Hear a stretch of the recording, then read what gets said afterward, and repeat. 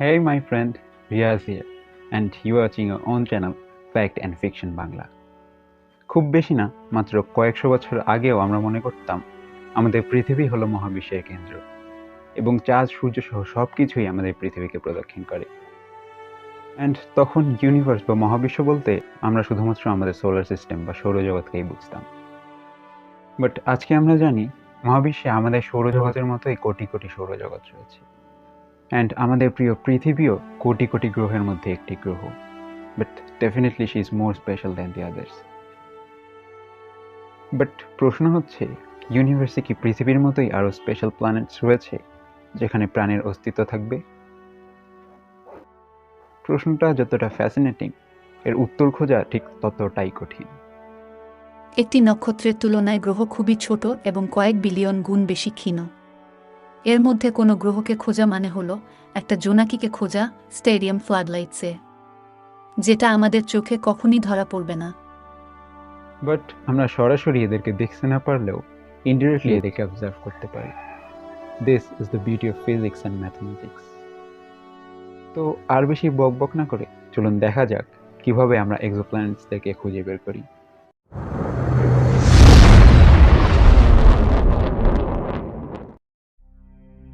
এক্সোপ্ল্যানেটসদেরকে discover করার জন্য সবচেয়ে বেশি যে মেথডের উপর রিলাই করা হয় তার নাম ট্রানজিট মেথড। এখানে ট্রানজিট বলতে বোঝানো হয়েছে একটি গ্রহ যখন তার নক্ষত্রের সামনে দিয়ে পাস করে। পৃথিবী থেকে দেখলে যে কোনো গ্রহের ট্রানজিটের সময় নক্ষত্রটির উপরে একটি ডার্ক স্পটের মতো দেখা যায়।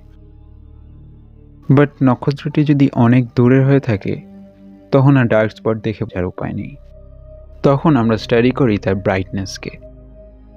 একটি প্ল্যানেট যখন তার সামন দিয়ে যায় তখন তার ব্রাইটনেস অল্প, খুব সামান্য হলেও কমে যায়, যেটা পৃথিবীর মোস্ট সেন্সিটিভ টেলিস্কোপ দ্বারা অবজার্ভ করা পসিবল। এই ডার্ক স্পটটি নক্ষত্রের কত পার্সেন্ট আলো কমিয়ে দিচ্ছে এবং এটা কত টাইম ইন্টারভ্যালে হচ্ছে, এর মাধ্যমে আমরা জানতে পারি সে প্ল্যানেটের সাইজ এবং তার অরবিট কত বড়। এই ট্রানজিটটি অনেকটাই সূর্যগ্রহণ বা সোলার এক্লিপসের মতো হয়ে থাকে, কারণ এক্ষেত্রেও একটি নক্ষত্র এবং পৃথিবীর মধ্যে অন্য একটি অবজেক্ট চলে আসছে। এই মেথডের মাধ্যমে প্রায় 4696টি এক্সোপ্ল্যানেটসকে খুঁজে পাওয়া গিয়েছে। বাট ডেফিনেটলি এখানে ভুল হতেও পারে, কারণ এত দূরের একটা নক্ষত্র এবং পৃথিবীর মাঝখানে শুধু সেই প্ল্যানেট না, মাঝপথে অন্য যে কোনো কিছুও চলে আসতে পারে। এখনও পর্যন্ত এই 4700টি এক্সোপ্ল্যানেটের মধ্যে 2331টিকে কনফার্ম করা হয়েছে এবং বাকিগুলো নিয়ে এখনও অধ্যয়ন চলছে। Second most used মেথডটি হলো Doppler spectroscopy বা সিম্পলি ওয়াবল মেথড। আমরা ইউজুয়ালি যেটা জানি, একটি সোলার সিস্টেমের সব গ্রহগুলি তাদের প্যারেন্ট স্টারকে প্রদক্ষিণ করে। But that's not the actual truth. Solar সিস্টেমের সব গ্রহ সহ তাদের মাতৃ নক্ষত্র সেই সোলার সিস্টেমের কমন সেন্টার অফ ম্যাসকে প্রদক্ষিণ করে, যাকে বলা হয় ব্যারি সেন্টার। এর সম্পর্কে ভালোভাবে জানতে ওপরে আই বাটনের ভিডিওটি দেখতে পারেন। পৃথিবী থেকে দেখলে মনে হবে ব্যারি সেন্টারকে অরবিট করার সময় নক্ষত্রটি কখনো একটু পৃথিবীর দিকে সরে আসে এবং কখনো পৃথিবীর থেকে দূরে সরে যায়। এই সময় সেই নক্ষত্রের আলোর ফ্রিকোয়েন্সিতে চেঞ্জ দেখা যায়। যখন সেটা পৃথিবীর দিকে সরে আসে তখন ব্লু শিফট, এবং যখন দূরে সরে যায় তখন রেড শিফট দেখা যায়। এই চেঞ্জটা খুবই minor, but our technology is sensitive enough to detect that. এই মেথডের মাধ্যমে আমরা জানতে পারি সেই সোলার সিস্টেমে কতগুলো প্ল্যানেটস রয়েছে এবং কত দূরে রয়েছে। এই মেথডের মাধ্যমে মোট 582টি এক্সোপ্ল্যানেটস আবিষ্কার করা হয়েছে। Fourth mostly used মেথডটি হলো গ্র্যাভিটেশনাল মাইক্রোলেন্সিং। I hope আপনি গ্র্যাভিটেশনাল লেন্সিং সম্বন্ধে মোটামুটি জানেন। যখন কোনো ম্যাসিভ অবজেক্ট অন্য কোনো অবজেক্টের সামনে দিয়ে যায় তখন সেটা পেছনের অবজেক্টটি থেকে আসা আলোকে বিক্ষিপ্ত করে দেয়, জাস্ট লাইক আ লেন্স। যদি কোনো নক্ষত্র একটি অবজেক্টের সামনে দিয়ে পাস করে তখন একটি এরকম লাইট কার্ভ দেখা যায়। তবে সেই নক্ষত্রের যদি কোনো প্ল্যানেট থাকে তবে লাইট কার্ভে একটা স্পাইক দেখা যায়। এই মেথডের মাধ্যমে 19টি এক্সোপ্ল্যানেটস আবিষ্কার করা হয়েছে। থার্ড মেথডটিকে বলা হয় ডিরেক্ট ইমেজিং। একটি নক্ষত্রের তুলনায় গ্রহ খুবই ছোট হয় এবং এদের কোনো নিজস্ব আলো থাকে না।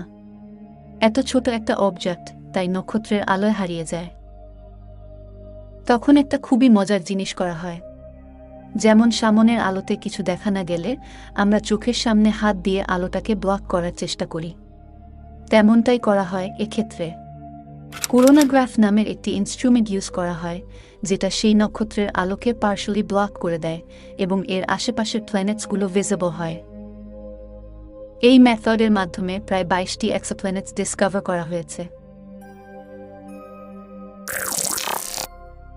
এই সবগুলো প্রসেসেরই নিজের নিজের প্রস অ্যান্ড কনস রয়েছে। যেমন ট্রানজিট মেথডে কোনো এক্সোপ্ল্যানেট খুঁজে পাওয়া গেলে সেটাকে কনফার্ম করতে আরও বেশি অবজারভেশনের দরকার পড়ে। যেমন ডপলার স্পেকট্রোস্কোপির মাধ্যমে শুধুমাত্র বড় বড় প্ল্যানেটসদেরকেই দেখা যায়। এর মাধ্যমে পৃথিবীর মতো ছোট গ্রহদেরকে খুঁজে পাওয়া সম্ভব না। আবার ডিরেক্ট ইমেজিং মেথডের ক্ষেত্রে অন্যগুলোর তুলনায় বেশি সময় এবং এফোর্টের দরকার পড়ে। এগেইন মাইক্রোলেন্সিং মেথড তখনই কাজ করবে যখন পৃথিবীর রেসপেক্টে একটি নক্ষত্র আরেকটি নক্ষত্রের সামনে দিয়ে পাস করবে। বাট এর সুবিধা হলো এর মাধ্যমে অনেক দূরের এক্সোপ্ল্যানেটসদেরকেও ডিসকভার করা যায়। এই গ্রাফটির মাধ্যমে আপনারা খুব সহজেই বুঝতে পারবেন এখন পর্যন্ত কতগুলো এক্সোপ্ল্যানেটস কোন কোন মেথডের মাধ্যমে ডিসকভার করা হয়েছে। তো এই ছিল আজকের জন্য। আর এই ভিডিও নিচে আপনি একটি বাটন দেখতে পারবেন যেটা থেকে 450 টেরাহার্টজ ফ্রিকোয়েন্সির 700 ন্যানোমিটার ওয়েভলেংথের একটি আলো এমিট হয়। আর আপনার ব্রেনের কাছে সেটা লাল রং হিসেবে পরিচিত। And if you click that button, your knowledge and intellect will get a boost every week. তো আজকে এই পর্যন্তই। ভালো থাকবেন। Until next week, my friend.